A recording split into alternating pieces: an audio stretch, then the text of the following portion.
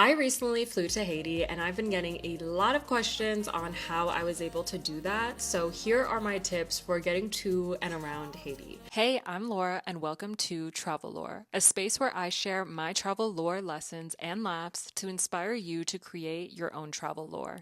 So first, getting there. I flew directly from Miami to Cap-Haitien's airport with Sunrise Airways. Sunrise is really the only or the main airline, really the main option that we have, and I thought it was very convenient, very seamless. I know some people fly to the DR first and then they cross the border on a bus. I'll be honest, that was not an option for me. I was not doing that. Miami was very convenient for me. I'm from South Florida, so it was just a quick drive to the airport, and it was pretty seamless. I highly recommend Sunrise. I know that they've extended options now, so their routes now are from like New York and Boston, I believe, to Okap, and then they also fly once you're in Haiti. They fly all over. You can go to Decay, you can go to Jacquemin, you can go to Port-au-Prince.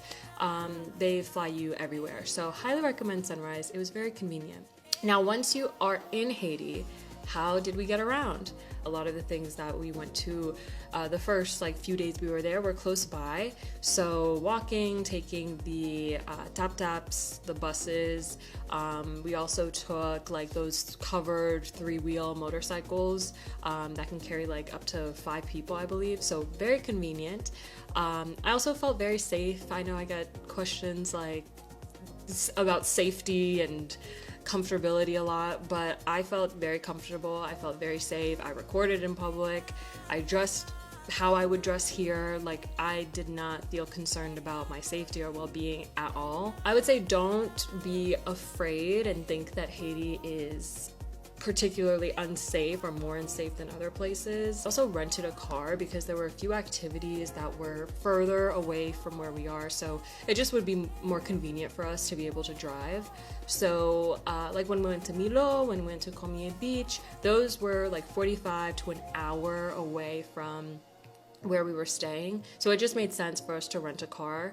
Now, I will say the rental car experience was the most annoying part of the trip because we reserved a car online. We didn't pay online, and you should never prepay for anything in Haiti, please.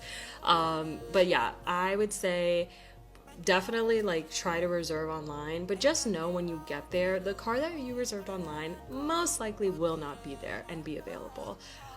Which was fine because, it wasn't fine, but the manager and the people working there were nice and very accommodating. They helped us. They honored the rate that we had secured online, and that was the rate we wanted to pay, so they were helpful. The car they gave us was on its last leg. It definitely should not have been rented to anyone, but it all worked out for the best. Funny thing is, it was working fine when we went to Milo and Comier, and we weren't going 3 hours away. It was only an hour max away that we ever drove.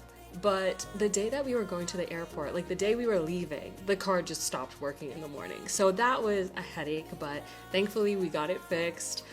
So all worked out in the end, but it was just of course, today of all days, this car wants to break down. Traveling around Haiti is definitely safe. It can be very convenient. Yes, there might be hiccups, but that's when you go anywhere. So don't be afraid to travel to Haiti.